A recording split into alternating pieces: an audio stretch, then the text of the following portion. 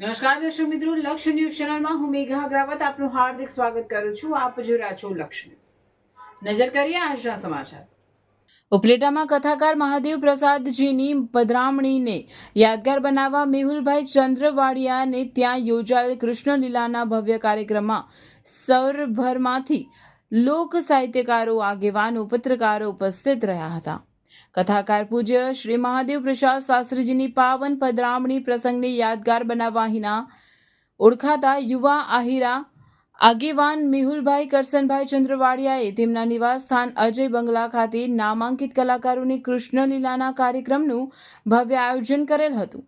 આ પ્રસંગે સૌરાષ્ટ્રમાંથી લોક સાહિત્યકારો, આહિર સહિતના આગેવાનો, પત્રકારો, સગા સંબંધીઓ મોટી સંખ્યામાં ઉપસ્થિત રહ્યા હતા.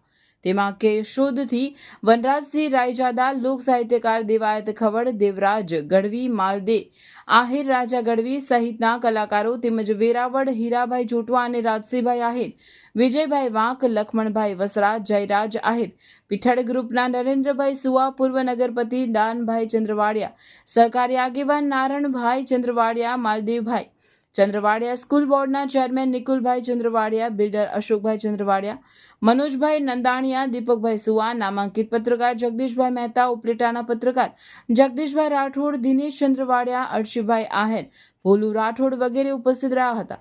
આ પ્રસંગે ઉપસ્થિત મહેમાનોનું મેહુલભાઈ ચંદ્રવાડિયાએ આવકારી સન્માન કર્યું હતું. ઉપસ્થિત મહેમાનોએ મોડી રાત્રિ સુધી કૃષ્ણ લીલાનો કાર્યક્રમ માણ્યો હતો. રિપોર્ટર અર્શીભાઈ આહિર, ઉપલેટા. ખૂબ ખૂબ જય શ્રી કૃષ્ણ. અને આપ સૌએ પોતાના અમૂલ્ય સમયમાંથી અહીંયા થોડો સમય ફાળવ્યો તે બદલ આપ સૌનો ખૂબ ખૂબ આભાર. અને આપ સૌ માત્ર અહીંયા પધાર્યા છો અમારા માટે આનંદની વાત નથી, પરંતુ ખૂબ જ ગૌરવની વાત છે. અને અહીં તમે માત્ર મહેમાનો તરીકે નથી આવ્યા, પરંતુ અમારા આનંદ તેમજ આશીર્વાદનો હિસ્સો છો. અને તમે બધા અહીં પધાર્યા છો એ અમારા માટે ખૂબ જ ગૌરવની વાત છે. અને હું એ જ કહીને અંત લાવવા માંગીશ કે ન પદ દ્વારા, ન પૈસા દ્વારા, તેમજ ન પ્રતિષ્ઠા દ્વારા અમારે મહાન થવું છે. અમારે તો માત્ર અમારા સંસ્કારથી ઓળખાવું છે.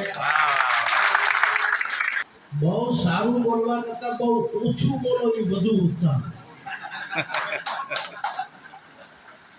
કારણ કે અમે પણ આજે અહીંયા કાર્યક્રમ થવાનો છે એ નિહાળવા માટે અને પૂજ્યશ્રીના દર્શનાર્થે આવ્યા હતા. ચંદ્રવાડિયા પરિવારે જે કાર્યક્રમ ગોઠવ્યો નહીતર તો 200 કિલોમીટર દૂરથી અમે વિડીયો કોલથી પણ થઈ શક્યું હોત.